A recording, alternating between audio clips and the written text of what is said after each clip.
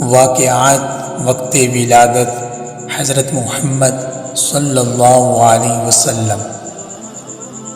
وقت ولادت تمام گھر نور سے پر نور ہو گیا، شام کے محلات روشن ہو گئے، کسریٰ کے ایوان میں زلزلہ آ گیا اور 14 کنگرے ٹوٹے، فارس کا 1000 سال سے روشن آتش کدہ بجھ گیا اور دریائے ساوا خشک ہو گیا۔